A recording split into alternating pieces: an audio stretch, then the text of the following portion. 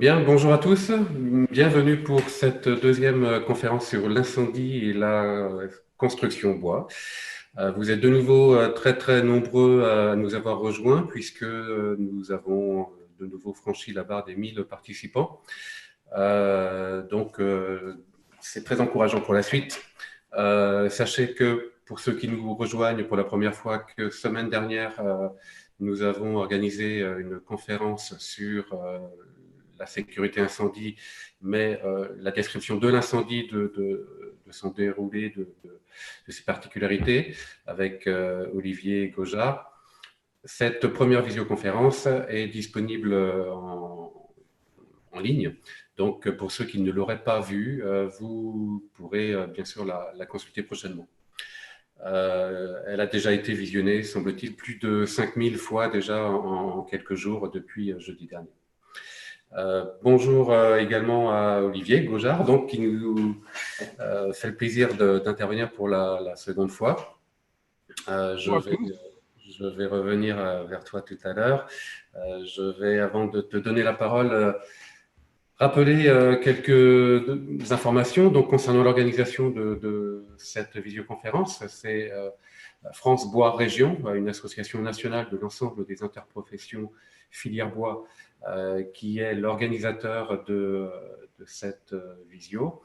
Elle réunit donc les interprofessions régionales. Chaque interprofession régionale agit sur son territoire pour créer des liens entre les différents professionnels de l'ensemble de la filière, depuis le pépiniériste jusqu'au maître d'ouvrage, en passant par l'expert forestier, l'exploitant forestier, la scierie, la transformation, seconde transformation, les charpentiers menuisiers, toute la maîtrise d'œuvre, architecte. Donc, créer du lien entre l'ensemble des maillons de cette filière bois et puis informer, promouvoir les usages du bois, bois énergie, bois emballage, bois construction et puis bois d'industrie. Donc, les interprofessions bois sont vos interlocuteurs en région sur tout ce qui peut concerner la filière. Et puis, nous sommes dans un environnement avec FCBA, Centre technique, avec CNDB pour la promotion de la construction bois au niveau national, avec CSTB, avec tout un tas d'organismes, Adif Bois, pour la promotion des bâtiments de moyenne et grande hauteur. Voilà, nous sommes en relation avec l'ensemble de ces organismes et en région, nous sommes vos interlocuteurs privilégiés, je dirais. Donc, si toutefois vous n'aviez pas reçu toutes ou noté tous les liens, notez France Bois Région, région au pluriel, .fr et vous retrouverez la redirection vers l'ensemble de chacune de vos interprofessions. Alors, ce n'est plus une première pour nous, cette visioconférence, c'est une seconde. Donc, il est encore possible que nous ayons quelques petits bugs. Donc, merci d'être indulgent. Et puis, si toutefois on avait une coupure pour X raisons, n'hésitez pas à vous reconnecter avec le lien dont vous disposez dans la minute qui suit ou dans les 2 minutes qui suivent. Normalement, on devrait avoir la possibilité de rétablir la diffusion. 2 petites précisions encore. Il s'agit d'un format conférence, donc relativement court, avec d'abord 1 heure de présentation par Olivier Gaujard. Et ensuite, on aura une trentaine de minutes pour les questions-réponses. Donc, c'est un format ramassé. On ne pourra pas rentrer dans tous les détails. Vous n'aurez pas la réponse à toutes vos questions. On en est désolé, mais c'est la contrainte de ce type d'exercice. Pour poser vos questions, vous disposez de 2 solutions. Pour ceux qui sont connectés sur le player, vous aurez, en déplaçant la souris sur votre écran, un petit bouton Ask Your Question qui va apparaître. Donc, vous cliquez sur ce bouton et vous posez votre question. Pour ceux qui sont avec nous sur Facebook, vous avez la zone commentaires pour poser vos questions. Et on va collecter l'ensemble de ces questions qu'on essaiera de transmettre en partie à Olivier pour qu'il puisse vous répondre. Mais évidemment, c'est un exercice assez délicat que d'assurer des commentaires tout en prenant compte de centaines de questions, comme ça a été le cas la semaine dernière. Donc, malgré tout, posez vos questions, même si vous n'aurez pas la réponse immédiatement. Ça nous permettra à nous de voir quelles sont vos préoccupations et d'adapter ensuite notre communication. Nous pourrons revenir vers vous pour vous apporter le maximum de précision. Quelques mots sur notre intervenant du jour, Olivier Gaujard, que j'ai présenté déjà rapidement la semaine dernière, mais puisque nous avons de nouveaux internautes avec nous. Donc Olivier, tu as d'abord été charpentier pendant 16 ans environ dans une entreprise de charpente, construction bois. Tu t'es ensuite formé à l'EPFL, l'école polytechnique de Lausanne à la construction bois, avec entre autres Julius Linterer. Tu es le fondateur de Gaujard Technologies, bureau d'études spécialisé en structure bois, bâtiments biosourcés, qui a été pionnier sur pas mal de bâtiments. Tu es également à l'origine des essais feu paille qui ont ouvert la porte à la réalisation de nombreux bâtiments, y compris bâtiments publics, avec l'isolation paille. Tu es président de l'interprofession de la région Sud PACA. Tu es consultant en construction biosourcée actuellement. Et depuis quelque temps, tu t'es spécialisé enfin spécialisé, en tout cas, tu as beaucoup travaillé ces derniers temps sur le thème de l'incendie et c'est la raison pour laquelle on a fait appel à toi aujourd'hui. Vous voyez derrière moi une magnifique salle de spectacle, la salle de spectacle de Mazan dans le Vaucluse, qui a été en partie conçue avec les services de Olivier, avec du bois local. Donc voilà, j'ai le plaisir de vous donner un petit aperçu d'une des réalisations d'Olivier. Donc, cette conférence va être enregistrée. Pour ceux qui veulent y revenir ou pour vos collègues, collaborateurs, partenaires, compagnons qui pourraient être intéressés, vous pourrez leur transmettre le lien vers cette vidéo. C'est un des avantages de cet outil que de pouvoir y revenir ou de partager son contenu avec d'autres personnes. Je vous rappelle, plus de 5000 vues, 5500 vues a priori depuis la semaine dernière. Donc, n'hésitez pas à partager le lien. Donc, on démarre pour 1 heure avec Olivier. Merci d'être présent, d'avoir répondu à notre sollicitation. Je te donne la parole et on se donne rendez-vous d'ici quelques minutes pour échanger avec les questions-réponses. Ok, merci beaucoup Hervé. Bonjour à tous. Alors, pour démarrer, je dois faire une petite manipulation, c'est-à-dire afficher, partager mon écran pour que tout le monde puisse bien voir la présentation. Voilà qui est fait. Et puis, lancer le diaporama. Le voilà. Et enfin, trouver le pointeur. Ça y est, je suis prêt. Donc, ravi de retrouver tous ceux qui étaient là la semaine dernière et bienvenue aux nouveaux participants à ce cycle donc, de 2 interventions sur la sécurité incendie et la construction en bois. Aujourd'hui, nous allons parler de l'impact des évolutions réglementaires récentes. Alors, récentes, il y a des choses très récentes et puis d'autres qui datent un tout petit peu, mais enfin, on va dire des 2 dernières années, en matière de sécurité incendie sur la construction en bois. Alors, je vais rappeler très vite les objectifs de la sécurité incendie.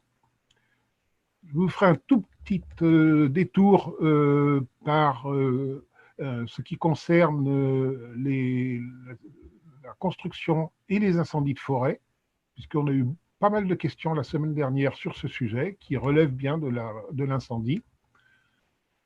Puis nous parlerons des 2 lois les plus récentes qui ont un fort impact sur notre travail, la loi ESSOC, avec les solutions d'effet équivalents, et la réécriture du Code de la construction et de l'habitation, et la loi Elan, qui a défini une nouvelle catégorie d'immeubles, enfin une nouvelle dénomination en tout cas, les immeubles de moyenne hauteur, et on s'attardera sur le détail des arrêtés du 7 août 2019, arrêtés d'application de cette loi Elan.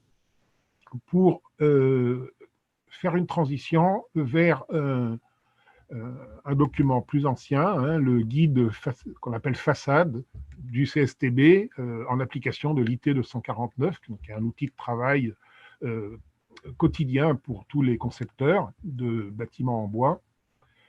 Nous parlerons aussi d'un document qui n'est pas encore public, en tout cas pas encore publié par l'AFNOR, mais qui a été déjà présenté l'an dernier lors d'une tournée, entre guillemets, conjointe entre CSTB, FCBA et IBC, IBC étant l'association des bureaux d'études ingénierie bois construction, où on a présenté cette nouvelle annexe nationale de l'Eurocode 5 partie feu dans plusieurs villes de France. Donc j'essayerai d'avoir le temps de vous en parler un petit peu. Et nous finirons avec des textes d'une très grande actualité que sont les notes de préconisation d'Adif Bois concernant la construction des immeubles de grande hauteur en vue des Jeux Olympiques de Paris 2024.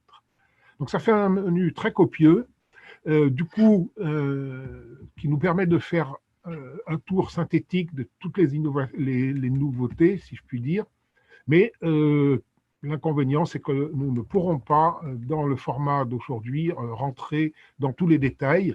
Donc, je vous prie de m'en excuser par avance. J'essayerai de répondre aux principales préoccupations dans la séquence des questions. Et puis, pour le reste, nous verrons, comme nous l'a dit Hervé, dans quelles conditions organiser des suites à ces deux premières séances. Donc, un rappel pour resituer les choses, hein, quels sont les objectifs de la sécurité incendie dans les bâtiments. Ces exigences, ces objectifs, ils sont extrêmement simples. On peut les regrouper simplement en 4 items, 4, on va dire, items fondamentaux à partir desquels découle toute la réglementation incendie. Donc, il s'agit, pour tous les bâtiments construits en France, France métropolitaine et France d'outre-mer, de faire en sorte, premièrement, d'éviter l'éclosion d'un incendie dans un bâtiment, en prenant des dispositions techniques appropriées. Ça a évidemment trait à tout ce qui concerne les réseaux électriques, de gaz et tout ce qui pourrait éventuellement provoquer un départ d'incendie. Il s'agit bien entendu de garantir la sécurité des personnes qui occupent le bâtiment susceptible d'être affecté par l'incendie, la sécurité de ces personnes, mais aussi de celles qui sont situées à proximité, notamment en veillant à éviter la chute d'objets aux alentours du bâtiment. On verra que c'est une nouvelle préoccupation introduite par la loi Elan. Et puis, bien sûr, permettre l'évacuation des occupants en toute sécurité. Tout ça se fait, bien sûr, avec l'intervention des forces de secours. Et il faut que cette intervention puisse être efficace et en toute sécurité. Alors, en sécurité pour les secours, ça veut dire quoi? Ça veut dire qu'il faut que le bâtiment ne s'écroule pas pendant le temps de leur intervention. Ils sont dotés d'équipements très sophistiqués qui leur permettent d'aller dans des zones très chaudes, mais encore faut-il que le bâtiment reste debout. Et enfin, il est impératif d'empêcher la propagation de l'incendie aux locaux voisins de celui du local dans lequel l'incendie s'est déclaré, mais aussi aux bâtiments voisins, ce qui explique certaines règles d'urbanisme, d'éloignement des bâtiments de plus de 8 mètres et de dispositions particulières quand ça n'est pas le cas. Voilà pour ce rappel général du cadre dans lequel nous réfléchissons. Alors, je vous le disais, un petit mot rapide sur les prescriptions concernant la construction dans les zones à risque d'incendie de forêt. Alors, ça concerne bien sûr essentiellement le sud de la France, mais on sait tous qu'avec le réchauffement climatique, ces problématiques d'incendie de forêt vont probablement se développer petit à petit, de plus en plus, vers le nord du pays. Et donc, il est important de connaître les prescriptions qui concernent ce type d'incendie. Donc, un guide a été réalisé à ce sujet, qui s'appelle « Construire durable en zone à risque d'incendie de forêt », qui a été publié en 2017 par Envirobat BDM, qui est une association de professionnels du bâtiment de la région PACA, qui fondée il y a une quinzaine d'années, qui fait tout un travail autour de la construction durable, spécifiquement en climat méditerranéen. BDM, c'est bâtiment durable méditerranéen, en lien avec, bien sûr, les questions de confort d'été en particulier. Dans ce guide, on a cherché à faire attention à ne pas stigmatiser la construction en matériaux biosourcés. Il concerne tous les types de construction, avec tous les divers matériaux utilisés habituellement, le béton, la brique, les parpaings, bien sûr le bois, éventuellement le métal. Mais dans cet ouvrage, on fait des focus spécifiques sur les techniques particulièrement adaptées à la mise en œuvre des matériaux bois et biosourcés. Donc son contenu, très rapidement, une partie didactique qui vise à faire comprendre quel est le danger lors d'un incendie de forêt, de connaître les exigences réglementaires pour appliquer dans toutes les zones dites de PRIF, c'est-à-dire les zones qui sont impactées par les plans de prévention sur les risques d'incendie de forêt. Le document explicite dans le détail toutes les prescriptions qui concernent l'aménagement aux alentours des bâtiments, puis plus techniquement, toutes les dispositions à prendre, les choix constructifs à faire pour réduire la vulnérabilité des bâtiments. Et enfin, ce travail-là doit être fait dans un cadre maîtrisé, et donc on explique comment atteindre des performances au feu qualifiées, c'est-à-dire mesurées.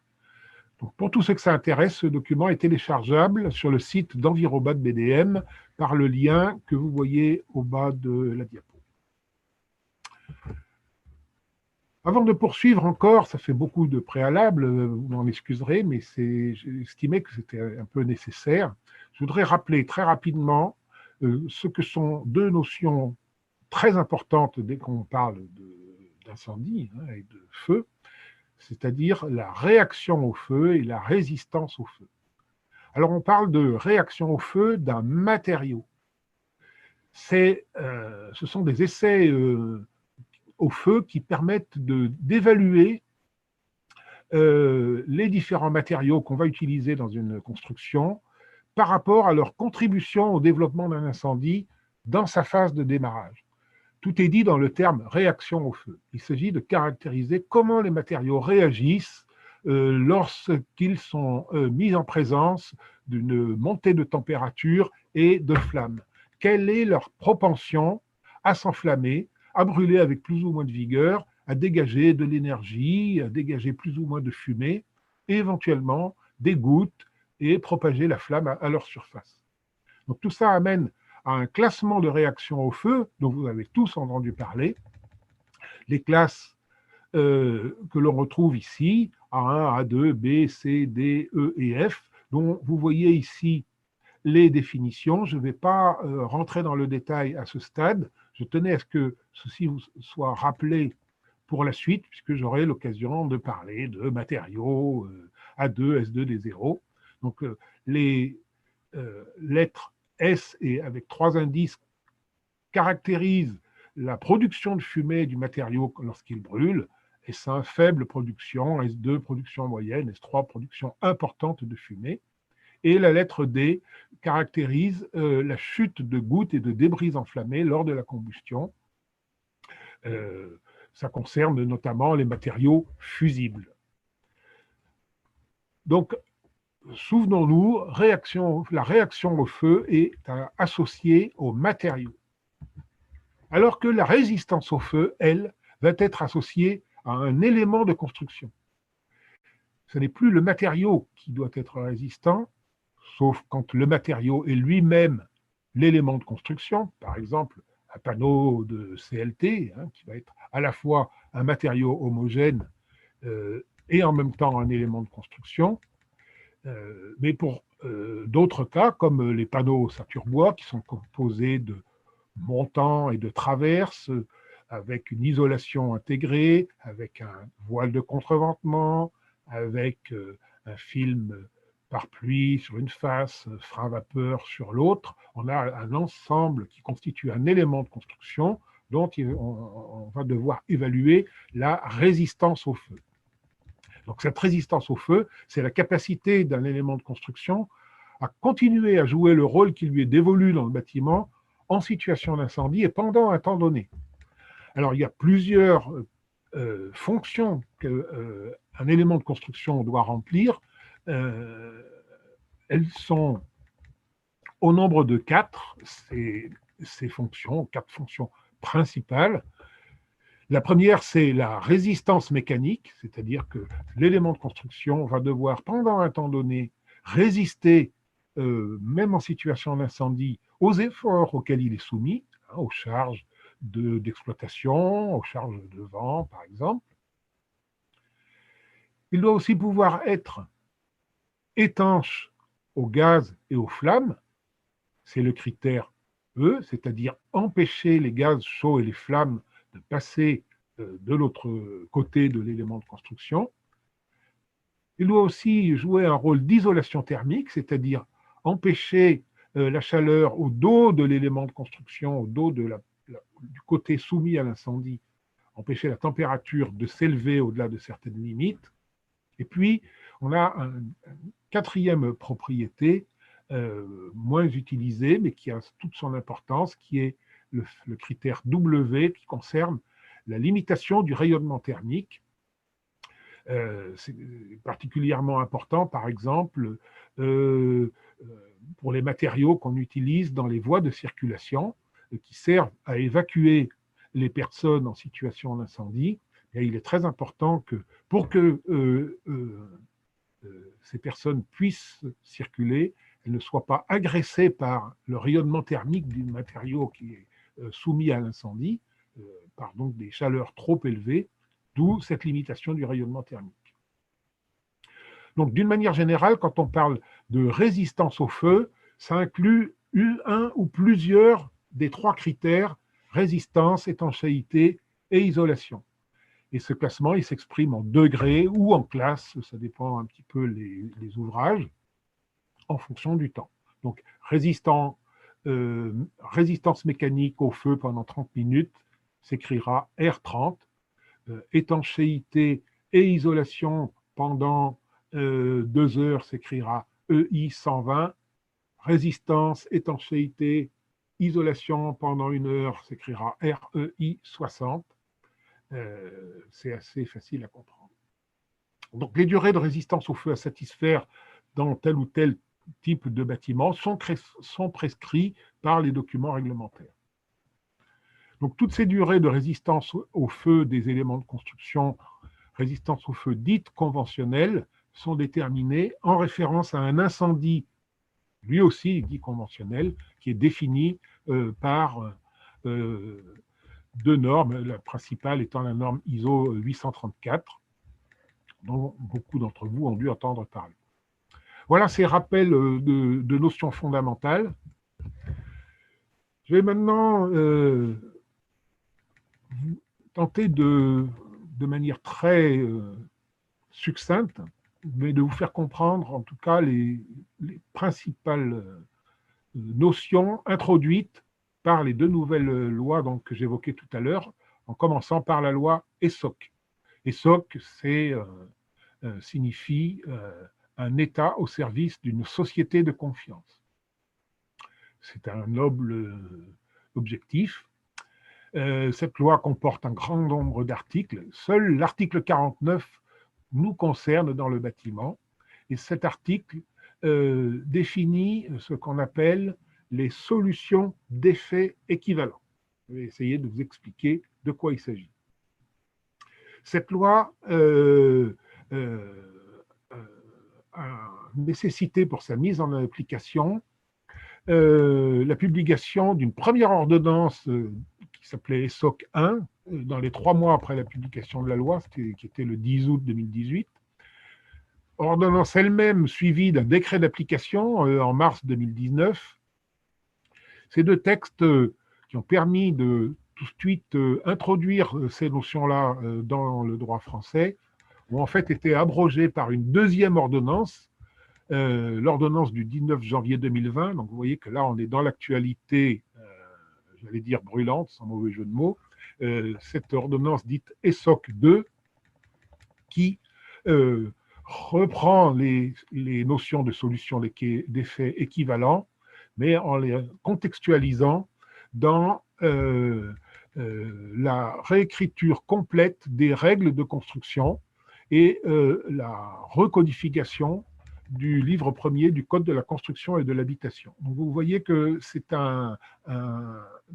sont des changements extrêmement profonds qui ont été introduits. Alors, quel est l'objectif de cette ordonnance qui traite de la mise en application de l'article 49 de la loi ESSOC? L'idée initiale, c'est d'essayer de faciliter la réalisation de projets de construction et de faciliter le recours à des solutions innovantes. Alors, pour ça, c'est la raison pour laquelle toute la rédaction des règles de construction a été reprise pour mieux éclairer les maîtres d'ouvrage et les constructeurs sur les objectifs poursuivis lorsque l'on construit.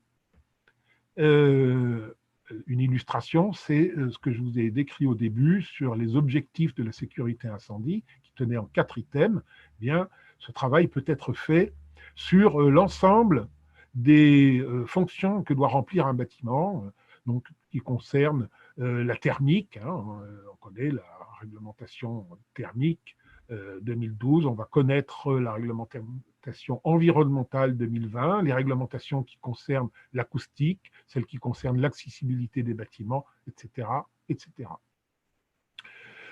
Donc, cette réécriture vise à clarifier tout ça et à donner le choix aux maîtres d'ouvrage et aux constructeurs de la solution qu'ils souhaitent employer pour les atteindre.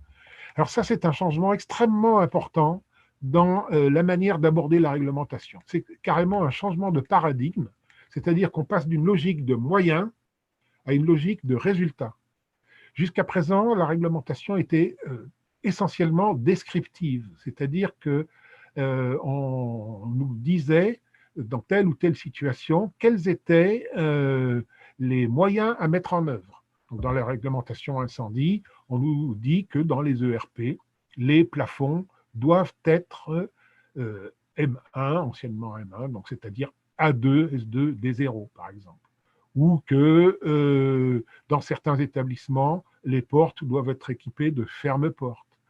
Ou que les parois entre 2 logements doivent avoir un degré coupe-feu d'un certain niveau qui va dépendre du nombre d'étages et du type de bâtiment concerné, etc., etc. Donc, on avait ces règles qu'il fallait appliquer, et bien souvent, on avait du mal à discerner la raison pour laquelle il fallait mettre en œuvre ces dispositions. Et donc, ça barrait tout regard critique sur le travail qu'on pouvait faire.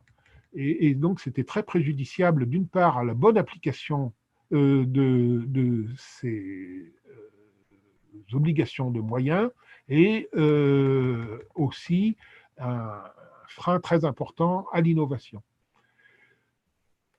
Olivier, la nouvelle logique, oui. Olivier, ça fait à peu près 20 minutes que tu interviens. Merci beaucoup, Hervé, de faire le gardien du temps. Merci beaucoup. Ça devrait aller pour le moment. Alors, le passage à la logique de résultat donc va, d'une certaine manière, permettre l'innovation Et pour ce qui concerne la construction bois, c'est extrêmement important puisque jusqu'à un passé très récent, nous n'avions pas du tout la possibilité de construire des bâtiments multi-étages. La première évolution qui s'est produite était l'évolution de l'IT 249, l'instruction technique 249 qui concerne la propagation du feu par les façades et par les jonctions entre plancher et parois, modification qui a été introduite en 2010, mais qui était extrêmement rudimentaire. C'est toutefois celle qui a permis d'envisager de construire au-delà de R+2, parce que ça a commencé à donner un cadre de référence aux contrôleurs techniques pour évaluer les situations qui leur étaient présentées.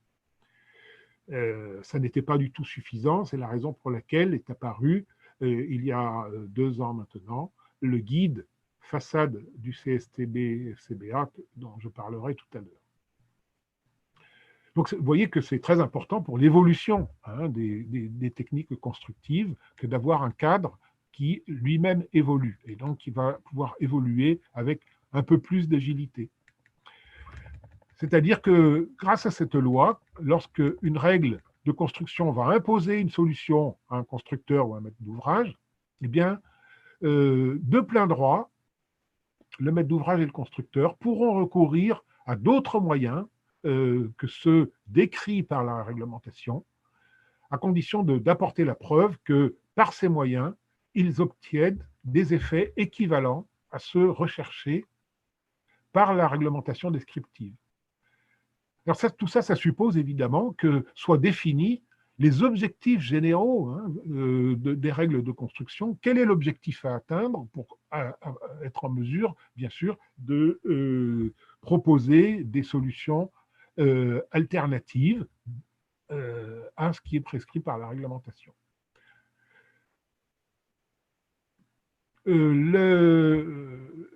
Cette loi va entrer en vigueur, alors je ne comprends pas pourquoi j'ai mis 2019, elle sera mise en vigueur à une date fixée par décret du Conseil d'État et au plus tard le 1er juillet 2021, excusez l'erreur sur la diapo, que je découvre en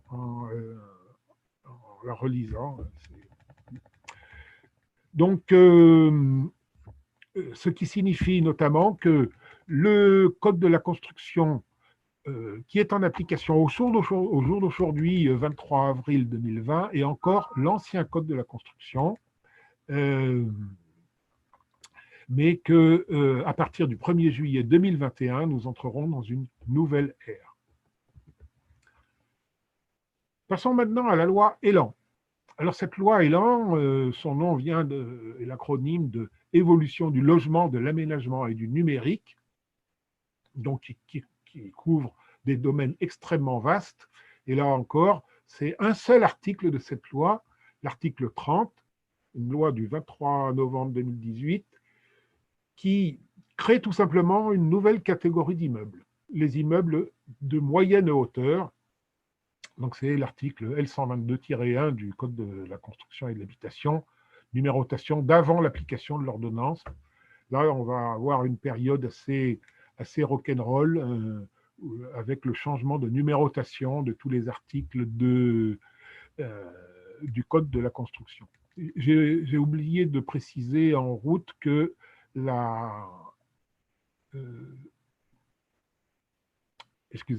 l'ordonnance ESSOC 2 qui réécrit le Code de la construction, réécrit toute la partie législative, c'est-à-dire tous les articles qui commencent par la lettre L, et la modification de tous les articles dits réglementaires, c'est-à-dire ceux qui commencent par la lettre R, sont renvoyés à l'autorité administrative.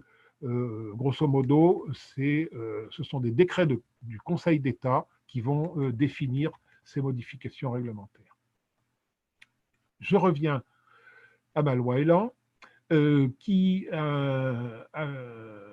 pour laquelle ont été promulgués 2 décrets d'application, le 16 mai et le 21 août 2019. L'article 122.2 qui indique donne la définition d'un immeuble de grande hauteur.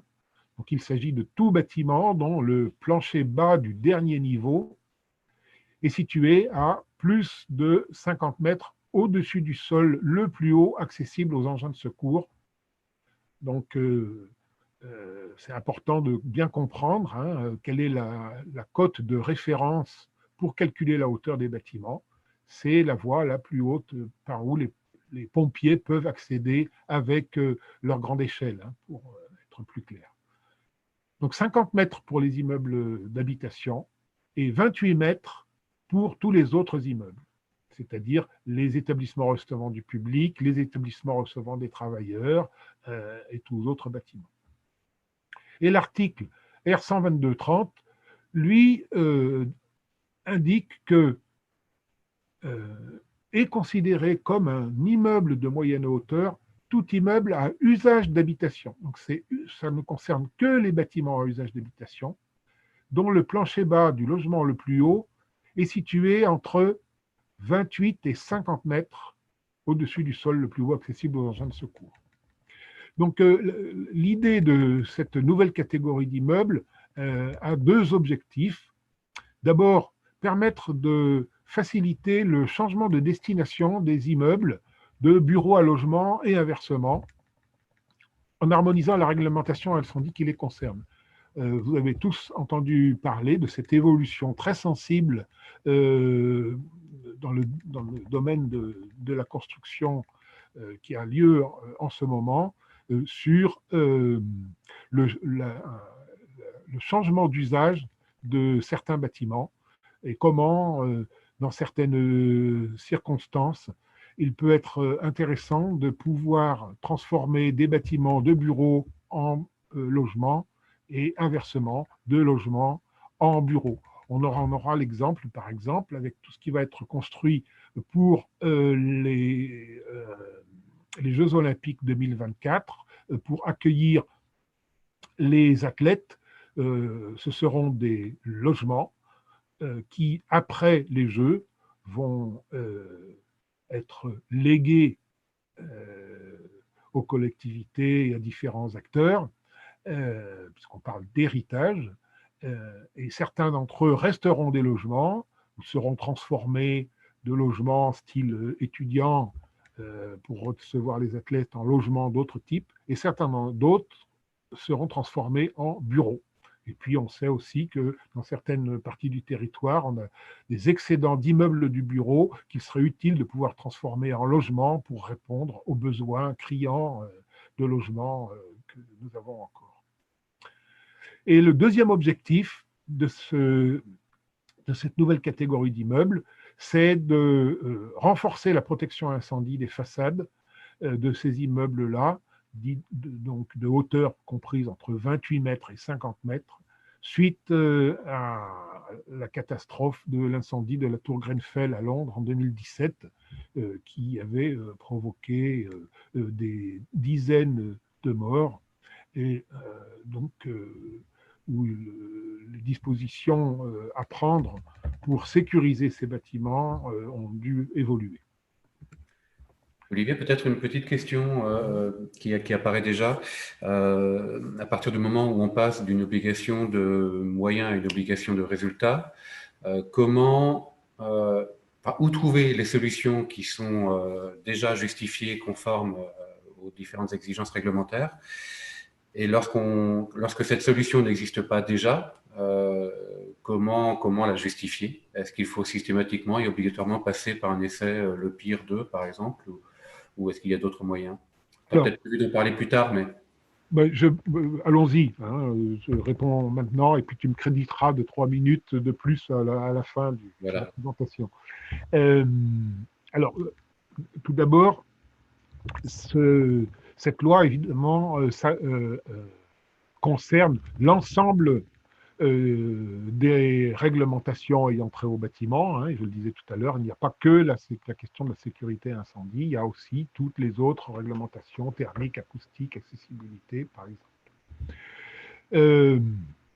Alors, ce qu'elle permet, cette loi, c'est de faire autrement que d'appliquer strictement la réglementation. Pour autant, tout un chacun pourra, s'il le souhaite, s'il ne dispose pas, je dirais, des moyens techniques et humains de proposer des solutions alternatives, tout un chacun pourra simplement j'allais dire se contenter, c'est pas ça, mais se conformer simplement à la réglementation en vigueur au moment où elle fait son projet. Donc, tous tous les domaines sont couverts par la réglementation, et particulièrement le domaine de la sécurité incendie. Donc, on applique la réglementation. Et si pour une raison ou pour une autre, euh, une équipe, un maître d'ouvrage avec son équipe de maîtrise d'œuvre, souhaite proposer une nouvelle solution, elle pourra le faire au travers d'un mécanisme dans lequel je n'ai pas voulu rentrer dans cette présentation, toujours à cause de notre format de 1 heure, qui est un environnement bien précis avec l'intervention, pour faire très très simple, d'un contrôleur technique qui est un autre contrôleur technique que celui qui s'occupe du bâtiment et dans toutes ses dimensions. C'est un deuxième contrôle technique spécifique qui va vérifier toute la démarche, sa conformité, sa pérennité, etc. Donc, pour donner un exemple, par exemple, au sein de l'atelier incendie d'Adif-Bois, on s'est frotté à ce sujet-là à propos des gaines d'ascenseurs qui, dans les établissements recevant du public, doivent être en matériaux incombustibles, dit le règlement actuel. Et ça ne va pas changer. Pour autant, pour la construction bois multi-étages, l'obligation de construire une gaine d'ascenseur en matériaux incombustibles, c'est-à-dire grosso modo en béton, peut avoir certains inconvénients sur l'organisation du chantier, son planning, même sur la stabilité en cas de séisme, hein, où un ouvrage en béton, hein, qui a un comportement bien différent des ouvrages en bois, peut poser plus de problèmes qu'il n'en résout, mais je ne rentre pas dans le détail. Bref, pour un tas de raisons, il était intéressant de pouvoir construire des gaines d'ascenseurs en bois. Eh bien, l'atelier incendie d'Adif-Bois a fait faire une étude à un groupement de laboratoires qualifiés pour ça, en l'occurrence Effectis et le CSTB, qui ont permis de proposer une solution avec des panneaux en bois plein, c'est-à-dire CLT ou lamellé-collé ou LVL, protégés par des plaques de plâtre en nombre et en épaisseur qui dépendent, là encore, de la durée de la résistance requise, 30, 60 ou 90 minutes. Eh bien, cette demande a été présentée au ministère de l'Intérieur, à la direction générale de la sécurité civile et de la gestion des risques, pour donc solliciter la possibilité alternative de faire ces gaines d'ascenseur en bois au lieu de les faire en béton, en matériaux incombustibles dans les ERP. Eh bien, ça va pouvoir se faire par le biais de ces solutions d'effet équivalent. Donc, vous voyez un petit peu le genre de solution que ça peut permettre de mettre en œuvre.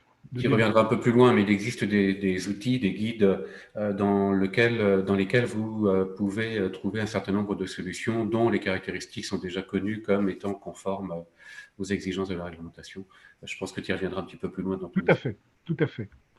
Alors, 3 arrêtés sont venus préciser les modalités d'application de la loi Elan et les décrets qui y sont liés, dont je parlais un petit peu avant. Alors, il y a 2 arrêtés du 7 août 2019. Un premier qui concerne les travaux de modification des immeubles de moyenne hauteur, donc toutes les interventions en rénovation, va-t-on dire, hein, des immeubles existants, et ils sont très très nombreux, hein, tous les immeubles d'habitation de hauteur entre 28 et 50 mètres, et en particulier dans le cadre de rénovation thermique. Et donc, cet arrêté précise les solutions constructives acceptables dans le cadre de ces rénovations de façade. Et donc, l'arrêté précise les articles R122, 30 à 34 du Code de la construction et de l'habitation en définissant ce qu'est un système de façade et ses performances contre l'incendie. J'en parlerai très vite tout à l'heure. Et puis un deuxième arrêté du 7 août 2019 qui, lui, concerne la construction neuve et qui modifie l'arrêté du 31 janvier 1986, qui est l'arrêté qui couvre tout ce qui concerne la protection contre l'incendie des bâtiments d'habitation. Et donc, cet arrêté du 7 août a pour objectif de mettre à jour les exigences de performance contre l'incendie des revêtements de façade de ces bâtiments.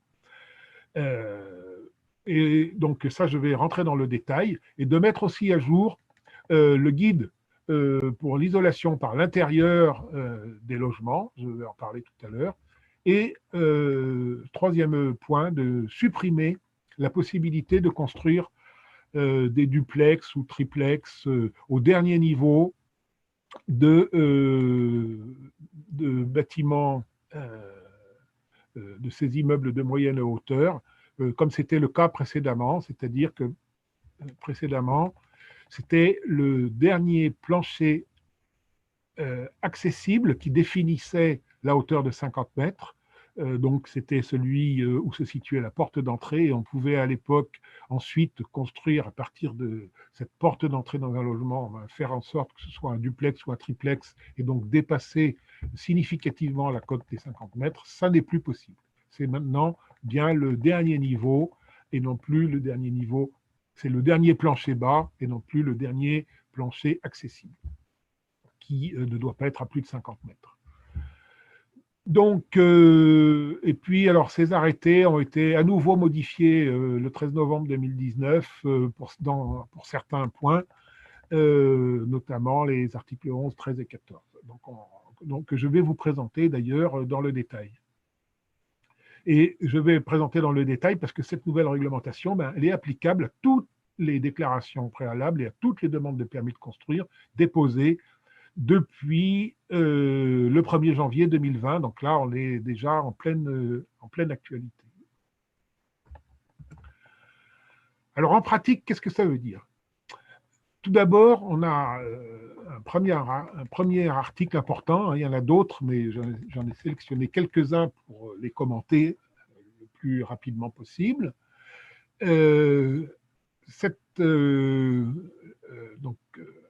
L'article 11, à chaque fois, c'est de l'arrêté du 31 janvier 1986, modifié par l'un des deux arrêtés du 7 août ou du 13 novembre 2019, qui introduit deux notions nouvelles. On a une indication qui nous dit que la conception de la façade limite la propagation latérale d'un incendie, ainsi que sa propagation dans la façade ou par la jonction entre le mur et le plancher. Donc, entre le mur et le plancher, c'était l'IT 249, on connaissait. La propagation par la façade, c'est l'IT 249 aussi, mais vous voyez que cette fois-ci, c'est plus uniquement par l'extérieur de la façade, mais c'est aussi dans la façade. Donc, je renvoie à la présentation de la semaine dernière et du guide interface. Mais on a aussi cette limitation de la propagation latérale qui n'existait pas à ce jour et qui, du coup, n'est pas évaluée par les essais Le Pire 2 tels qu'ils sont définis actuellement. Donc, ça va être un nouveau champ à prendre en compte. Et puis, on a une indication concernant les chutes d'objets qui doivent être prises en compte dans l'appréciation du risque induit par une construction, ainsi que les risques associés à l'environnement extérieur immédiat de la façade, qu'il soit bâti ou naturel, dans la limite de la zone d'influence de l'incendie. Alors, cette gestion des chutes d'objets, c'est une nouvelle exigence. Alors, qu'est-ce que c'est que sont ces chutes d'objets? Bien, tout ce qui est accroché à la façade l'est par différents dispositifs techniques d'ancrage, etc. Eh bien, ils devront être caractérisés pour leur comportement en situation d'incendie. Donc, à ce stade-là, l'arrêté définit l'exigence, mais on n'a pas encore les arrêtés d'application qui vont nous dire de quelle manière on va caractériser cette exigence. Ça peut être aussi, quand on a du bardage bois, les chutes de morceaux de bois enflammés, incandescents, qui descendent jusqu'au sol. Alors, c'est un vrai problème, cette nouvelle injonction, exigence réglementaire, qui bien sûr interpelle nous interpelle particulièrement. D'autant plus qu'il faut rappeler que tout nouveau règlement qui apparaît rend automatiquement caduques les règlements antérieurs qui concernaient la partie réglementée et tous les documents qui s'y rattachaient, dont les appréciations de laboratoire. Dit autrement, ça voudrait dire que stricto sensu, au jour d'aujourd'hui, le guide façade, dont je vais parler dans quelques minutes, a été rendu caduc par ces nouveaux arrêtés. Alors pour autant, il continue à constituer un cadre de référence, mais c'est la raison pour laquelle une révision de ce guide façade est en cours, et donc ce point des chutes d'objets sera traité dans la prochaine version, la version 3 du guide façade, donc du guide du CSTB, bois, construction et propagation du feu par les façades, qui devrait paraître fin 2020.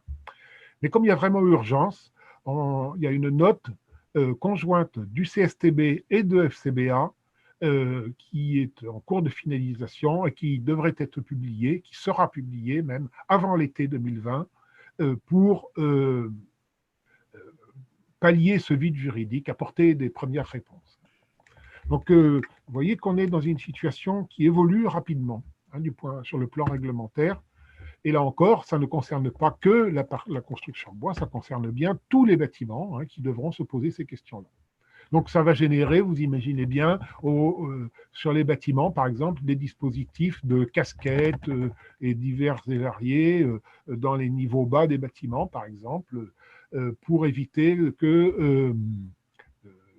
pour récupérer les éléments qui pourraient chuter en situation d'incendie, éviter qu'ils ne descendent jusque sur l'environnement immédiat du bâtiment, c'est-à-dire au pied de l'immeuble. Alors ensuite, je passe à l'article 12. Cet article 12 concerne les bâtiments de première famille, les habitations de première famille. Donc, je rappelle, ce sont les maisons individuelles, isolées ou groupées quand elles sont en simple rez-de-chaussée, pour lesquelles on a maintenant une prescription, alors qu'il n'y en avait pas avant. Les parements extérieurs doivent être classés au moins DS3, D0. Je vous renvoie au tableau sur la réaction au feu des matériaux. Grosso modo, ce sont des matériaux assez facilement inflammables, ou ils peuvent être en bois. Voilà. Et pour les deuxièmes familles, donc ce sont les habitations groupées ou les habitations ayant plus d'un étage au-dessus du rez-de-chaussée et de moins de 3 étages au-dessus du rez-de-chaussée pour les logements collectifs, et bien là, les parements extérieurs doivent être DS3, D0. Point. Il n'y a plus la référence au bois. Alors, on a 2 problèmes avec cette nouvelle rédaction. D'une part, c'est que jusqu'à présent, les classements conventionnels des bardages en bois étaient les anciens classements français, M3, M4 pour les bois d'épaisseur, les bardages bois d'épaisseur inférieure à 18 mm, M4 pour les bardages d'épaisseur supérieure à 18 mm, non, M3, pardon, je ne sais plus ce que je vous ai raconté, M4 pour les plus inflammables, M3 un peu moins, et ensuite, on avait des exigences M2, par exemple, pour les niveaux bas de certains bâtiments, performance qui est obtenue par inifugation des bois, soit en autoclave, soit par des vernis, qui sont toujours des possibilités à valoriser. Donc, le remplacement du classement M par les euroclasses va poser des problèmes pour tous les bardages bois dont le PV de réaction au feu a été obtenu avec les anciens classements et sur des supports qui étaient, dans ces classements M, des supports incombustibles. Donc, une action est menée actuellement par la Fédération nationale du bois, conjointement avec le FCBA, pour caractériser les lames de bardage en bois français en réaction au feu sur des supports bois selon le classement européen. Donc, très rapidement, on aura la migration réglementaire, mais c'était important de le préciser. Oui.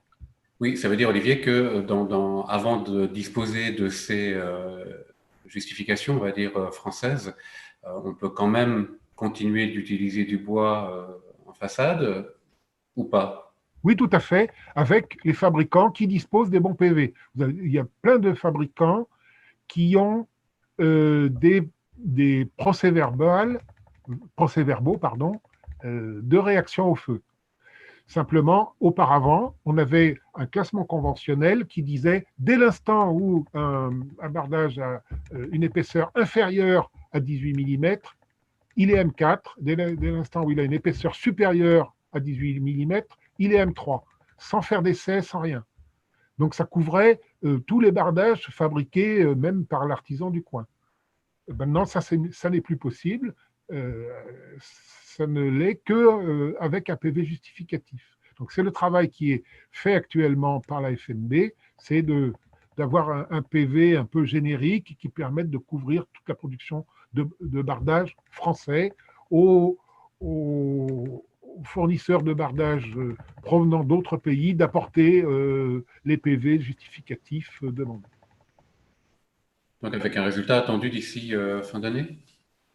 Je n'ai pas pu me renseigner sur l'échéance, mais ils essayent d'aller le plus rapidement possible parce qu'il y a un besoin criant. Mais rassurez-vous, les plus grands, les plus importants fabricants de bardage français ont leur PV justificatif, donc pas trop de problèmes. Je continue d'avancer à un rythme. Un quart d'heure à peu près, Olivier. Oui. L'article 13, lui, définit ce qu'est un système de façade. Puisqu'on va voir que les articles suivants parlent de cette notion de système de façade. Eh bien, ce système comprend toutes les couches successives de matériaux qui sont comprises pour former une façade, depuis le nu extérieur jusqu'au nu intérieur, y compris tous les équipements, les matériaux intermédiaires, les structures qui sont inclus dedans. Quand on parle de matériaux intermédiaires, on fait référence aux freins vapeur, aux pare-pluie, etc. Les équipements, c'est les prises qui sont intégrées, les boîtiers électriques, etc., qui sont intégrés dans les façades. Bref, donc c'est cet ensemble complet qu'on appelle le système de façade. Et donc, quand ce système comporte une isolation par l'intérieur, les exigences relatives à cette isolation seront précisées dans l'article 16 dont je vais parler dans un instant. Alors, un certain nombre d'éléments ne sont pas soumis à des exigences de réaction au feu. Ce sont notamment les cadres des menuiseries bois, etc.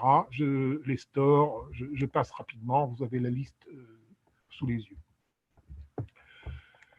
L'article 13, lui, concerne les troisièmes familles, les habitations de troisième famille. Donc, ce sont donc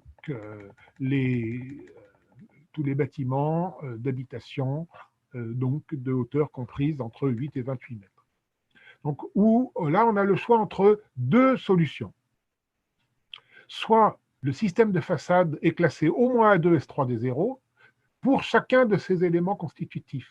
Donc, il faut que tous les matériaux soient A2, S3, D0 et qu'ils ne présentent pas de lame d'air. Donc, ça, pour nous, ça ne marche pas du tout, on comprend bien. Heureusement, il y avait un ange gardien au-dessus de la filière bois. Il y a une deuxième solution qui indique que les systèmes de façade dont l'efficacité vis-à-vis des objectifs généraux définis à l'article 11, dont je vous ai parlé tout à l'heure, tous les systèmes dont cette efficacité est démontrée par une appréciation de laboratoire sont acceptables. Alors ça tombe drôlement bien, parce que je trouve que nous, dans la filière bois, eh bien, on a une appréciation de laboratoire qui concerne nos façades bois.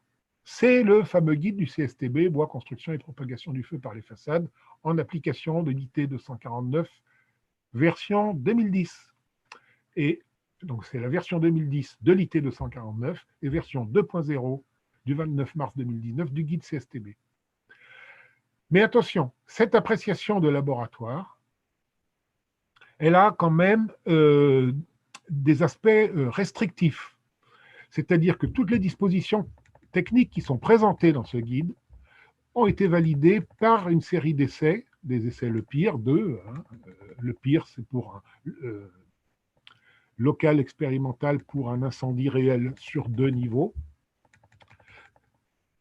Donc, des essais dans un contexte où, systématiquement, la contre-cloison intérieure de la paroi ou le plafond du local intérieur jouent à eux seuls le rôle de résistance au feu sans participation de la structure bois. Donc, ce qui veut dire que ça ne concerne que les systèmes disposant d'une contre-cloison intérieure résistante au feu, avec les exigences propres à chaque bâtiment, une demi-heure, 1 heure, 1 heure et demie, sans participation de la structure bois. Donc c'est assez restrictif, traduit, on va dire, de manière pratico-pratique. Ça concerne les écrans de protection thermique, qui peuvent être soit des plaques de plâtre, soit éventuellement des produits intumescents, lorsqu'ils permettent d'atteindre les objectifs avec un PV justificatif, bien entendu, validé. Donc, ce sont tous ces systèmes avec, pour faire court, des plaques de plâtre de différentes épaisseurs en nombre plus ou moins important. Donc, 1 ou 2 BA13, un BA18, un BA13, un BA18. Je vais tâcher d'y revenir dans quelques minutes. Mais ils jouent à eux seuls le rôle de résistance au feu. Donc ça, c'est un des points qui vont évoluer dans la version 3 qui est en préparation pour le guide façade du CSTB. Cette version 3, elle va se mettre d'abord en conformité avec les évolutions réglementaires récentes, et d'autre part, proposer des solutions où le rôle des écrans de protection pourra n'être limité qu'à 1 demi-heure, et ensuite c'est la paroi elle-même qui, par sa structure, apportera le complément de résistance au feu attendu. Donc tout ça, c'est l'objet de l'annexe nationale de l'Eurocode 5 partie feu, dont je vois bien que je n'aurai pas le temps de vous parler, mais qui figure à la fin de mon diaporama. Et ça pourra être l'occasion de revenir sur ces sujets plus détaillés lors d'un prochain webinaire. Une dernière indication sur les troisièmes familles. On peut remarquer que dans la solution 2, on n'a pas d'exigence de réaction au feu des parements. Donc on peut bien utiliser tous les parements, quels qu'ils soient, même au premier niveau. Vous savez qu'il y avait des réglementations qui demandaient un bardage M2 sur les niveaux rez-de-chaussée. Ça n'est plus le cas pour le moment, enfin, au vu de l'écriture de... Enfin, ça n'est pas pour le moment. Maintenant, avec cette réglementation, on n'aura plus d'exigence de réaction au feu du parement pour les troisièmes familles. Donc là, on peut continuer à utiliser du bois en bardage extérieur. Cet article 13, enfin, traite aussi des quatrièmes familles. Donc, les bâtiments d'habitation de quatrième famille sont donc les fameux IMH, hein, ceux qui sont de la hauteur du dernier plancher est situé entre 28 et 50 mètres. Là, on retrouve une solution numéro 1 où le système de façade doit être classé S2, S3 des 0 pour chacun de ces éléments constitutifs et ne pas comporter de lambda. Et une solution numéro 2, hein, l'ange qui protège la filière bois était encore là, qui nous dit que, c'est un peu plus restrictif, les systèmes de façade sont toujours classés S2, S3 des 0. Néanmoins, un sous-ensemble du système peut ne pas être classé A2, S3 des 0, c'est-à-dire à condition qu'il soit protégé par un écran thermique, cet écran thermique devant avoir une performance de résistance au feu EI30, hein, étanchéité isolation 30, et que l'efficacité de ce système soit démontrée par une appréciation de laboratoire. Ce qui veut dire que on peut tout à fait utiliser en structure un sous-ensemble du système de façade, hein, par exemple tout ce que sont les panneaux préfabriqués au Saturbois que l'on connaît, hein, ou les panneaux CLT par exemple, voilà, à condition qu'ils soient protégés par un écran thermique EI30. À partir du moment, Olivier, Comment ? où on a, pardon, à partir du moment où on dispose de ces écrans, est-ce qu'il est possible d'utiliser des isolants biosourcés entre montants d'ossature, par exemple? Oui, tout à fait. Hein. Je vois bien que je n'aurai pas le temps de le traiter, mais ça figure sur la fin du diaporama. On verra que de très nombreux essais ont été faits dans le cadre de l'annexe nationale de l'Eurocode 5 partie feu. Et tous ces essais ont été faits avec 4 isolants, de la laine de verre, de la fibre de bois, de la ouate de cellulose et de la laine de chanvre. Sachant que la paille, elle, est couverte par les travaux faits par le réseau français de la construction paille dans le cadre des règles professionnelles. Et travaux qui se poursuivent, hein, on pourra en parler à une autre occasion. Tout à fait. Par contre, les bardages bois, eux, sont exclus puisque ils ne sont pas protégés par un écran thermique. Donc, au-delà de 28 mètres, plus de bardage bois à l'extérieur.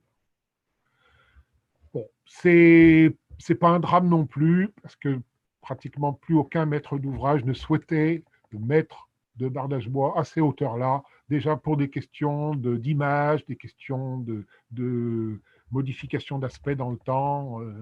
Donc, c'est pas on va dire que ce n'est pas une grosse perte. Maintenant, c'est quand même bien traduit dans le règlement. Donc, l'article 16, je vais aller très très vite, je ne vais pas rentrer dans tous les détails, mais l'article 16 indique bien qu'il est possible d'utiliser des isolants biosourcés dans la mesure où ils sont protégés par un écran thermique. Pour ce qui concerne la rénovation, hein, je vous ai dit qu'il y avait un deuxième arrêté du 7 août qui explique que dans les rénovations, j'ai simplement encadré les principaux points. Les matériaux utilisés doivent permettre d'éviter la propagation d'un incendie par la façade, quelle qu'en soit l'origine, donc avec ensuite des précisions, et que le système de façade doit être constitué de matériaux pratiquement incombustibles, donc anciennement M1, on va dire, à l'exception d'un sous-ensemble protégé par un écran thermique. Donc là aussi, pour tout ce qui va être les rénovations thermiques, donc tout ce qu'on appelle ce qui va être l'objet du DTU 31.4, hein, donc je ne me rappelle plus comment on les appelle, enfin les murs ossature bois rapportés pour la rénovation thermique des bâtiments pourront être utilisés malgré tout. Alors, très rapidement, le guide de façade du CSTB et FCBA, par commodité, on parle toujours du guide CSTB, mais il reste néanmoins qu'il a été réalisé par ces deux instituts conjoints, enfin, le centre technique Bon, bref, c'est STB-FCBR, excusez-moi. Alors, ce guide, il concerne tous les bâtiments pour lesquels s'applique l'IT 249 version 2010. Donc, je précise bien qu'il s'agit de tous les ERP dont la hauteur du plancher bas du dernier niveau se situe entre 8 et 28 mètres. Alors, au-delà de 28 mètres, on sort du domaine, on rentre dans le domaine des IGH, donc qui n'est pas accessible à la construction bois à ce jour. Et donc, pour clarifier cette... Au-delà de 50 mètres, Olivier. Comment? Au-delà de 50 mètres. Oui, c'est ce que j'ai dit. Ouais, tu as dit 28 mètres. Pardon. Non, 28 mètres. 28 mètres, si, 28 mètres pour les ERP. Ah oui, pardon. Ok, autant pour moi. Oui. Et c'est 50 mètres pour les logements, 28 mètres pour les ERP. Je n'ai pas le temps d'expliquer la raison de cette différence, mais il y a des raisons pratico-pratiques en rapport avec ça. Et c'est l'article du règlement pour la sécurité, enfin, contre l'incendie et les risques de panique dans les ERP, l'article CO 21 qui précise bien ça. Donc, c'est vrai pour tous les ERP, à quelques exceptions près qui sont explicitées dans le CO 21, comme les ERP qui ont des locaux de sommeil au deuxième niveau, ceux qui ont des locaux à risque particulier aussi. Voilà, il y a quelques restrictions, mais voilà. Il s'applique aussi à tous les bâtiments d'habitation de troisième et quatrième famille. Dit autrement, il ne s'applique pas aux bâtiments de première et deuxième famille. Et ce point-là a été confirmé par un courrier de la DHUP précisant bien ça. Et puis, il s'applique à tous les immeubles de bureaux dont la hauteur du plancher bas du dernier niveau est située, elle aussi, entre 8 et 28 mètres. Donc, les rumeurs qui apparaissent parfois, on entend parfois dire que certains bureaux de contrôle tentent à appliquer ce guide à la deuxième famille. Aujourd'hui, réglementairement parlant, non, il n'y a aucune... Ça n'est pas justifié, ça n'est pas possible. C'est pour ça que je ne vais pas tout reciter ici, mais vous verrez dans le guide, dans son introduction, il précise bien la référence à l'instruction de la DHUP, donc direction de l'habitat, de l'urbanisme et du paysage au ministère du logement, qui confirme bien cette lecture des choses. Donc j'ai rappelé ici ce que je disais tout à l'heure sur les solutions de plancher et de murs qui sont validées avec une contre-cloison ou un plafond qui joue seul la résistance, le rôle de résistance au feu. Donc ça, on l'a dit, c'est quelque chose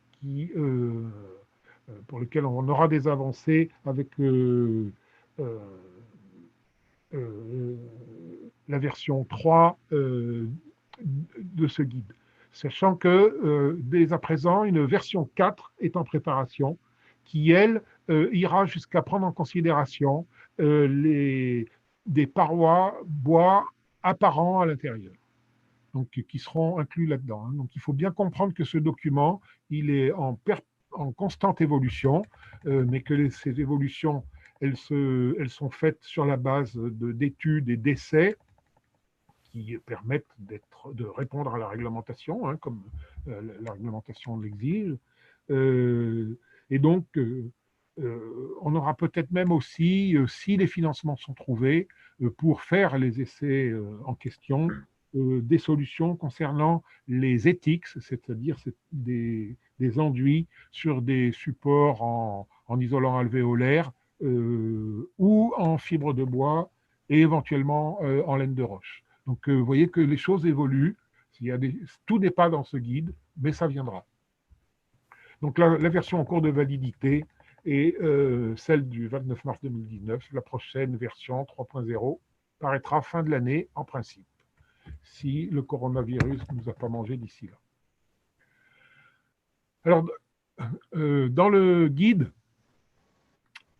façade, on va trouver des justifications de performance pour des feux se propageant sur l'extérieur des façades, pour des feux de l'extérieur vers l'intérieur. Pour tout ce qui concerne la justification de performance au feu de l'intérieur vers l'extérieur, eh bien, on peut se référer au catalogue bois construction, hein, accessible en ligne. Donc, vous voyez ici la page d'introduction, la page d'accueil, pardon, dans lequel vous trouverez toutes sortes de compositions de parois, toutes validées pour être conformes à tous les aspects réglementaires et en particulier ceux concernant l'incendie. Donc, je ne peux que vous encourager à aller sur ce site qui recèle énormément de ressources. Je vous ai mis ici simplement le sommaire du guide façade qui notamment comporte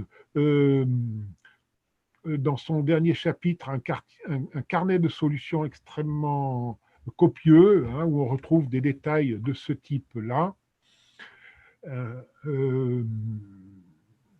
Et donc, il faudrait faire là aussi un webinaire spécifique pour rentrer dans tous les détails. Vous voyez, donc, voilà, une illustration de ce qu'on peut y trouver. Enfin, je finis rapidement, peut-être 5 minutes. Tu me donnes encore 5 minutes, Hervé? Oui, oui, oui, maximum. On va essayer quand même de répondre à 2-3 questions. Oui, bien sûr. Ce sera avec plaisir. On a démarré un petit peu de Désolé, retard, donc c'est bon. j'essaye d'être le plus clair possible et synthétique, mais il y a beaucoup d'informations à faire passer. Ah oui. L'annexe nationale de l'Eurocode 5 partie feu concerne, elle, la résistance au feu des parois. Le document, il existe. Vous envoyez ici la page de couverture. Simplement, eh bien, il n'est pas encore publié par l'AFNOR, du moins le BENTEC, le Bureau national de la normalisation. Alors, l'Eurocode, je le rappelle, est une norme. Hein. C'est une des rares normes d'application obligatoire, mais c'est une norme européenne dont le 5e tome concerne la construction bois et dont une partie est dédiée à tout ce qui concerne le feu.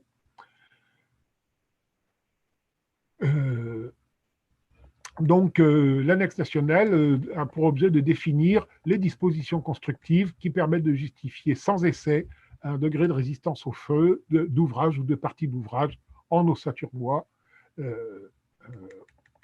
ossature bois au sens large, hein, puisque les CLT sont couverts par cette annexe.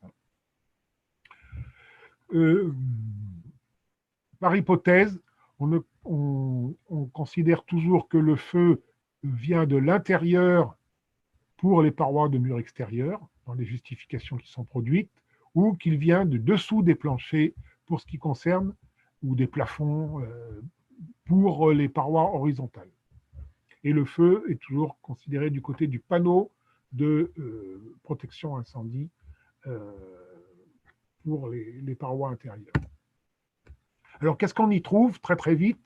Eh bien, un ensemble de descriptions de composition de parois. Donc, vous voyez ici une série de montages de panneaux ossature bois avec donc des dispositifs avec vide technique, sans vide technique, avec plaque de plâtre, avec panneaux à base de bois ou de bois ciment, éventuellement avec des lambris bois. J'ai mis ici tous ceux qui sont sur support bois, hein, des lithos en bois, des tasseaux en bois, pardon, mais il y a aussi toutes les versions avec des rails métalliques, des mêmes compositions qui sont présentées. Et dans tous ces cas, on va nous indiquer pour une exigence particulière quelles sont les compositions d'écran de protection thermique que l'on peut utiliser. Je vais prendre ici, par exemple, je vais aller au plus court, pour une performance REI 60 ou EI 60, donc 1 heure, eh bien, un écran thermique constitué de 2 plaques de BA18 ou bien de 2 plaques de BA15 type F du montage A, c'est-à-dire ce type de montage-là, permet de répondre à l'exigence REI 60 ou EI 60. Ça, c'est pour les parois verticales. Vous pourrez lire ici toutes les possibilités. Et ensuite, pour ce qui concerne les planchers, ben, si je prends là encore un plancher auquel on demande une performance, cette fois-ci REI 60, on aura toujours l'exigence de résistance s'agissant d'un plancher. Eh bien, on pourra le faire avec 2 plaques de BA18 et on nous dit comment les poser, ou bien 3 plaques de BA15 type F. Donc tout ça est bien décrit et toutes ces solutions sont valables pour les isolants dont je parlais tout à l'heure, laine de verre, laine de roche, fibre de bois, ouate de cellulose, laine de chanvre ou de lin, ou tout autre isolant thermique sous avis technique ou DTA visant favorablement leur mise en œuvre dans des structures bois. Les isolants type ouate de cellulose, laine de chanvre ou de lin doivent impérativement être sous avis technique, puisqu'ils ne bénéficient pas de reconnaissance générique ni de règles professionnelles, ce qui n'est pas le cas de la paille, puisque la paille ayant les règles pro vit sa vie de son côté, si je puis dire. Et on trouve une autre partie très importante, très intéressante de cette annexe nationale, c'est la possibilité de calculer la résistance au feu des parois. Je ne rentre pas dans le détail, mais c'est avec toute cette partie-là, qui comporte, vous voyez, un nombre conséquent de pages, une quinzaine de pages, que l'on va pouvoir utiliser pour l'évolution concernant l'application du guide du CSTB dont je parlais tout à l'heure, si on veut ensuite considérer que la résistance au feu de la paroi n'est pas apportée que par l'écran, mais par l'écran plus la paroi elle-même. Donc je vais très très vite. Pour terminer avec les notes de préconisation produites par Adif Bois dans le cadre des bâtiments à construire pour les Jeux Olympiques de Paris 2024. Ce sont 4 notes de préconisation concernant la sécurité incendie qui concernent les habitations, d'une part, les ERP, d'autre part, et les ERT, c'est-à-dire établissements recevant des travailleurs, pour tous ces 3 types de bâtiments, pour les hauteurs de 8 à 28 mètres, plus une 4e note concernant les bâtiments en bois de grande hauteur, donc les IMH bois, on va dire, de hauteur supérieure à 28 mètres et inférieure à 50 mètres, où on trouve des préconisations constructives qui, d'une part, rappellent les exigences réglementaires usuelles, mais qui comportent en plus une série de recommandations. Donc il s'agit bien de recommandations et non pas d'exigences réglementaires, qui concernent la sanctuarisation des cages d'escalier, des circulations verticales, parce que c'est par là que peuvent agir les pompiers, les forces de secours. Donc il faut vraiment faire en sorte qu'en toutes circonstances, elles restent utilisables, ces cages d'escalier. Ça concerne le traitement spécifique des gaines d'ascenseur et les circulations horizontales, toujours pour les mêmes raisons, et l'évacuation des personnes. Ça concerne ensuite l'incorporation des appareillages dans les écrans de protection thermique en relation avec l'annexe nationale de l'Eurocode 5. Le rebouchage des traversées de parois par les conduits et gaines, le traitement des points singuliers des interfaces entre éléments de construction. Là. Donc on retrouve tous les points qui sont traités dans le guide interface. Des prescriptions aussi qui concernent les parois en bois apparent. Et enfin, quelques mesures complémentaires qui peuvent être spécifiques à chaque type de construction. Par exemple, en 4e famille, le fait qu'on ait un escalier qui débouche sur les terrasses, notamment. Eh bien voilà, j'ai réussi à aller au bout. Merci Olivier. Un marathon, mais vous m'en excuserez, mais vous avez l'essentiel de manière extrêmement synthétique de ce qui s'est passé, de ce qui se passe en ce moment du point de vue réglementaire au sens large pour la construction bois. Je réponds aux questions bien volontiers. Merci, bravo. On a pas mal de questions, on ne va pas pouvoir répondre à toutes. Euh, Premier élément, tu viens de parler des documents à Divebois. Comment ces documents sont-ils accessibles? Est-ce que tu peux nous en dire un mot? A priori, il faut adhérer à l'association à Divebois. Alors, les 4 notes de préconisation, en fait, qui ont été produites à l'attention de France Bois 2024 et de Solideo, la société de livraison des ouvrages olympiques, qui est chargée de faire toutes les constructions pour les Jeux olympiques.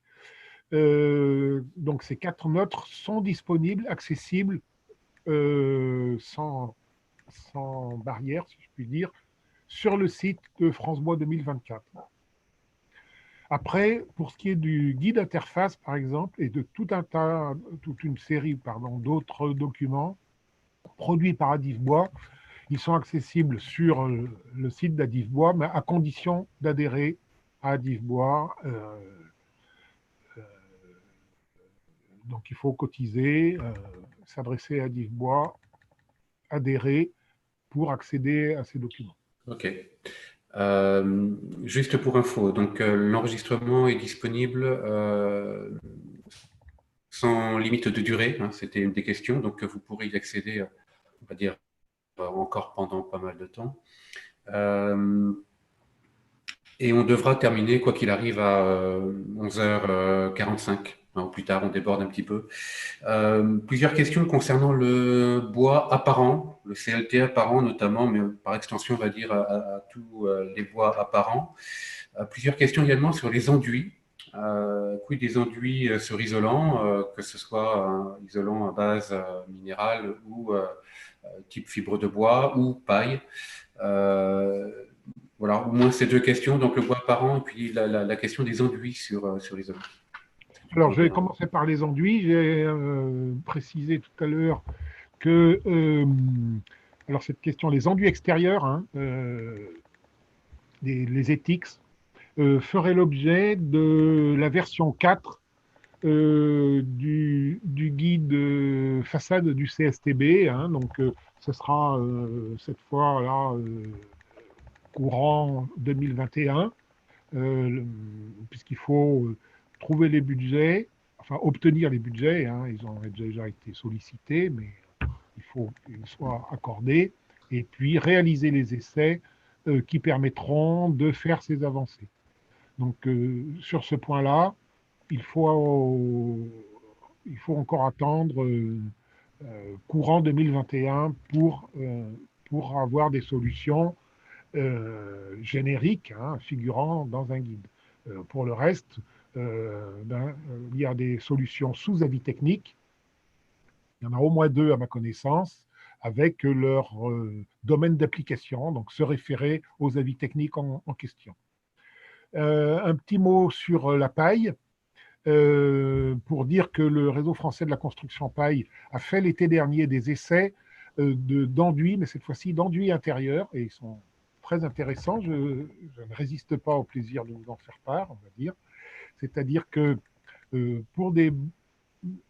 dans un contexte d'isolation en bottes de paille, contenu dans des caissons à ossature bois, fermés par un panneau dérivé du bois côté extérieur, et avec une application d'enduits intérieurs, qui peuvent être des enduits soit en terre, soit en plâtre, soit en mélange divers et variés. Je crois que 8 types de mélanges différents ont été essayés. Eh bien, avec une épaisseur de ces enduits de 4 cm, on obtient une paroi qui est R120, c'est-à-dire REI 120, c'est-à-dire coupe-feu 2 heures. Et du coup, avec ce PV, cette composition est conforme à l'article 16 dont je parlais tout à l'heure, de l'arrêté du 31 janvier 86, c'est-à-dire que cette composition de parois est utilisable dans tous les immeubles jusqu'à 50 mètres, hein, jusqu'au quatrième famille. Donc, vous voyez que c'est une avancée tout à fait considérable. Il faut dire que la filière paille est très soutenue au niveau de l'État et c'est la DHUP qui a financé directement cet essai. D'accord. Il faut le dire. Ben, pour un intérêt bien compris de politique bas carbone, hein, voilà, il n'y a pas de favori. Hein, on poursuit là des objectifs. Pour ce qui est du bois apparent, il est indiqué dans les préconisations d'Adif Bois que ce qui importe, c'est de faire en sorte que les écrans de protection, que le bois soit protégé des effets de l'incendie, donc avec des objectifs de résultats qui sont que la température au dos du dispositif de protection ne dépasse pas 250 degrés. Les fameux 250 degrés dont j'avais parlé la semaine dernière, à partir desquels le bois et la plupart des matériaux biosourcés démarrent leur pyrolyse. Et cette protection, elle peut être obtenue bien sûr par des plaques de plâtre, mais pas que. On a vu tout à l'heure, ça peut être avec aussi des panneaux bois, et on a les compositions dans l'annexe nationale de l'Eurocode 5 partie feu. Mais ça peut être aussi une protection par vernis intumescent, disposant bien entendu d'un PVDC. Et donc ça, c'est tout à fait crédible et tout à fait possible. C'est utilisé dans d'autres pays pour garder du bois apparent dans les mêmes circonstances. Donc, il y a à ma connaissance d'ores et déjà des produits disponibles sur le marché français permettant d'atteindre ça. Alors, il faut quand même dire que c'est un sujet qui est encore très, très mouvant. Hein. On apprend en marchant. Il est vrai que jusqu'à présent, comme on faisait des bâtiments qui ne dépassaient pas R+2, on n'avait pas toutes les préoccupations qu'on a maintenant avec des bâtiments qui ont 14, 15, voire 16 étages, pour lesquels les problèmes d'évacuation des personnes sont tout à fait importants. Donc, des travaux sont en cours, notamment au sein d'Adif Bois, toujours, qui fait un gros travail de défrichage pour trouver de nouvelles solutions, qui concernent une étude paramétrique pour évaluer quelles sont les surfaces de bois qui pourraient rester apparents dans un bâtiment sans protection. Surface de bois, que ce soit des parois, donc un mur, un plafond, etc., ou que ce soit des éléments structurels, hein, des poteaux, des poutres, des diagonales, voilà. Donc tout ça est en travail. Les résultats vont sortir petit à petit. Mais c'est. On me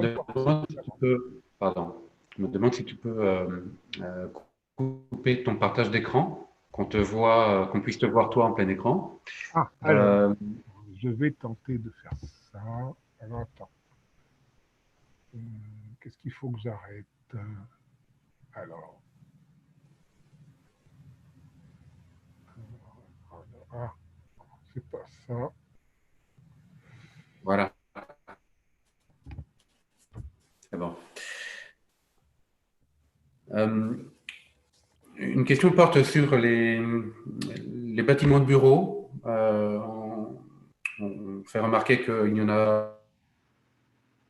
On n'en a pas trop parlé. Est-ce que tu peux nous en dire quelques mots, le bâtiment de locaux de travail? Et puis, une autre question également concernant les rez-de-chaussée, où on a souvent des commerces. Comment se gère la cohabitation entre un premier niveau activité, commerce, et puis supérieur? Est-ce qu'il y a des prescriptions particulières? J'en profite pour glisser une dernière question. Quand on a affaire à des C+D, est-ce que ces C+D peuvent être gérés avec des matériaux combustibles? Alors, je ne sais pas si ça fait référence, par exemple, au déflecteur qui est potentiellement en partie en bois. Tout à fait. Alors, essayer de faire une réponse. Les déflecteurs, oui, ils peuvent être en bois. Il y a des solutions dans le guide façade, hein, Donc, il n'y a pas de problème.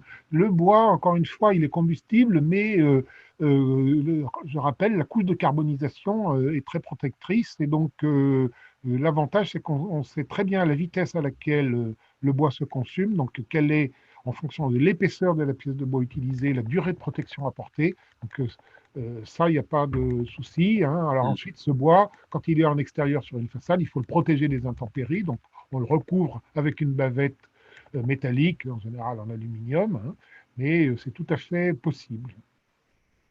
Euh, il faut que tu me rappelles les questions. Je n'ai pas pris la précaution de noter. Bâtiment de bureau. Les bâtiments de bureau. Donc, j'y ai fait allusion tout à l'heure. On a bien une note de préconisation concernant les établissements recevant des travailleurs. Une indication aussi dans toute la réécriture du Code de la construction et de l'habitation,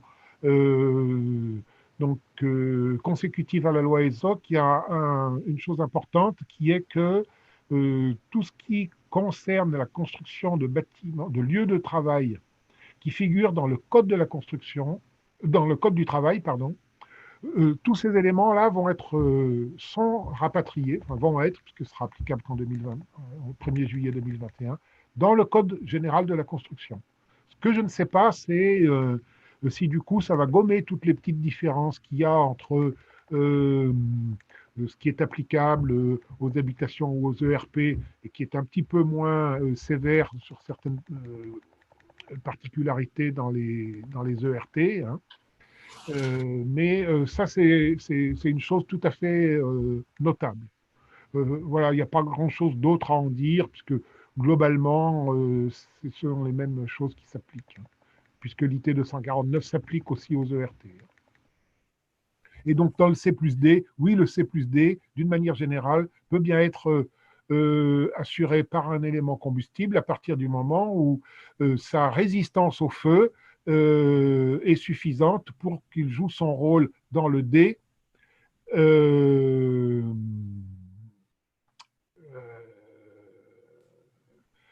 il faut qu'il joue son rôle dans le D du C plus D, donc dans la partie horizontale, pour le temps requis.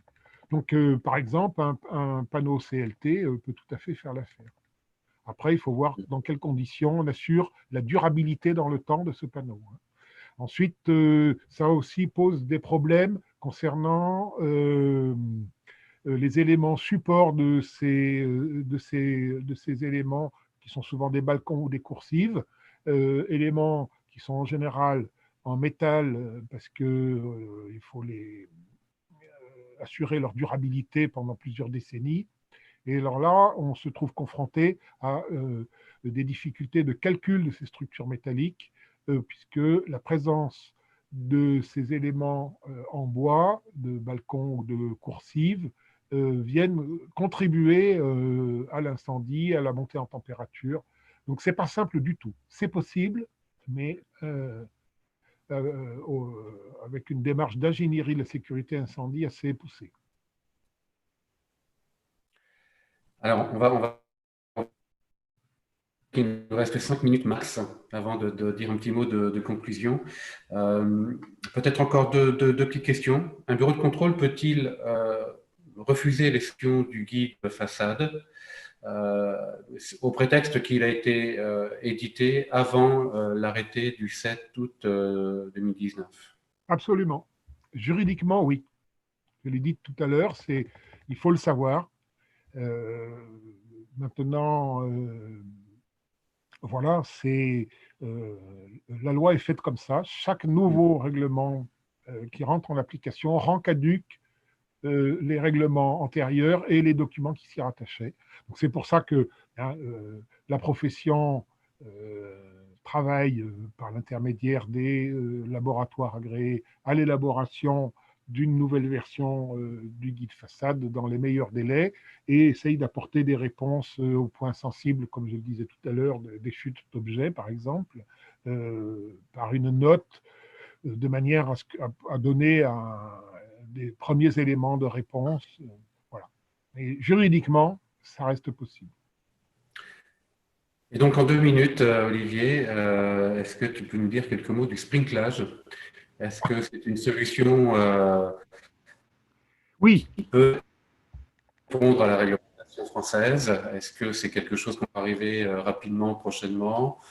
Ou au contraire, est-ce que ce n'est pas une solution intéressante à ce jour? alors c'est bien entendu, alors je m'attendais à ce qu'on ait la question. Je m'esclachais parce que en parler en 2 minutes, c'est un vrai challenge. Euh, alors, dans un très très grand nombre de pays qui nous entourent et où on a de la construction bois multi-étages, la pratique et l'utilisation du sprinklage, donc des systèmes d'extinction à eau, pour prendre une définition plus générique, sont utilisés. Ça n'est pas la tradition française. La sécurité incendie dans les bâtiments en France s'est construite autour de la notion de protection passive, c'est-à-dire par les dispositions constructives, et non pas sur des protections actives, comme le sont ces systèmes d'extinction à eau, sauf dans des cas très particuliers comme les entrepôts, les magasins de grande surface et certains établissements recevant des travailleurs, etc. Pour autant, ces solutions sont tout à fait intéressantes. Et elles sont en cours d'étude au sein, là encore, de l'atelier incendie d'Adif-Bois, où une étude est en cours sur ce sujet-là. Ce qu'on peut en dire à ce jour, c'est que le sprinklage ne sera qu'un complément un dispositif complémentaire permettant d'assurer la sécurité incendie. Il sera toujours associé à des dispositions passives, au nom d'un espèce de... Euh, au nom de... Excusez-moi, j'ai été distrait par une petite note là. Ça viendra s'ajouter aux dispositions passives. Oui, Ça ne pourra pas se substituer. et donc ce ne sera pas ou l'un ou l'autre, ce sera probablement et l'un et l'autre. Euh, euh, une norme européenne sur ces installations est parue en 2016. L'annexe nationale qui les concerne est en cours d'élaboration et devrait être publiée d'ici la fin de l'année. Mais on sait déjà un peu quel est son contenu. Donc, son contenu sera qu'on pourra utiliser des sprinklers dits résidentiels jusqu'à 50 mètres de hauteur dans les habitations. Qu'est-ce que ça veut dire? Ces sprinklers résidentiels sont une version, on va dire, plus adaptée au contexte des habitations que les systèmes de sprinklage dits traditionnels qui, eux, concernent les entrepôts, les grandes surfaces, donc des débits et des surfaces à protéger, des débits d'eau et des surfaces à protéger beaucoup plus importants. Donc, et surtout, l'intérêt, c'est que le sprinklage résidentiel est à peu près 10 fois moins cher que le sprinklage dit traditionnel. Donc, c'est à l'étude, ça va venir. Une discussion est en cours sur la notion dite de redondance, c'est-à-dire lorsque un système est défaillant, c'en est un autre qui prend le relais, mais dans quelles conditions, de quelle redondance parle-t-on? Vous voyez que ce sont des sujets complexes et où la sanction est malheureusement si ça ne fonctionne pas, pourrait être dramatique. Donc, ça doit être étudié tout ça en prenant beaucoup de précautions, en s'entourant bien sûr de l'expérience des autres pays. Et je le répète, dans tous les autres pays, ce sont des dispositions complémentaires aux dispositions passives. Et on le verra chez nous probablement d'ici peu, enfin, d'ici quelques années, 2-3 ans peut-être. Très bien. Un grand merci, Olivier, pour cet exercice délicat de synthétiser toute une réglementation et pas n'importe quelle réglementation puisqu'il s'agit de sécurité. On a eu plus de 120 questions, donc évidemment, un bon nombre d'entre elles n'auront pas de réponse, en tout cas pas aujourd'hui. Merci beaucoup. Et puis, je vais passer aux remerciements. Merci à toi, donc Olivier.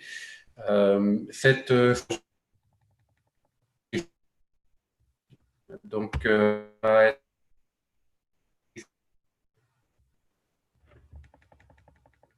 à disposition de chacun d'entre vous et de vos collaborateurs qui puissent de meilleure des manières possibles. On l'a évoqué à la session de jeudi dernier, hein, la mise en œuvre est un point très important. Donc, n'hésitez pas à diffuser cette vidéo. Merci également à France Bois Région hein, et chacune des interprofessions régionales. Donc, n'hésitez pas à vous adresser à elles. Dans chaque interprofession, vous avez un prescripteur bois qui est là pour répondre à vos questions autour de la construction, pour vous mettre en relation avec des fournisseurs, bois local, bois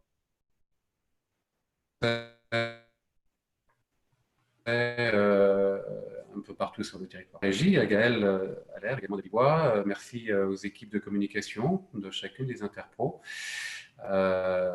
1000 personnes, c'est un très beau score hein, pour une première et pour une deuxième. Merci aux deux délégués hein, des interpros, Atlan-Bois, Bibois, Olivier Ferron et Nicolas Vizier pour Atlan-Bois et Olivier Ferron pour Abibois, alors Samuel, et puis tous les collègues des interpros. Voilà, je vous remercie beaucoup et puis je vous souhaite une bonne journée, un bon confinement. N'hésitez pas à venir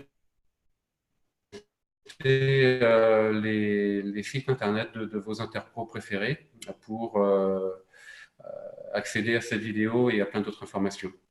Nous allons réfléchir également à un programme à venir de webconférences complémentaires. Bon, à ce jour, ce n'est pas encore calé, ni le contenu ni la fréquence, mais il est probable que nous revenions vers vous pour vous proposer de nouveaux contenus, peut-être sur l'incendie, probablement également sur d'autres sujets. Donc, voilà. Merci pour votre attention. J'espère qu'on aura au moins répondu à l'essentiel de vos interrogations. Et après, on est plus dans le domaine de la formation ou du conseil. Bonne journée à tous, à très bientôt. Au revoir. Au revoir à tous, merci. Merci Olivier, salut. Salut.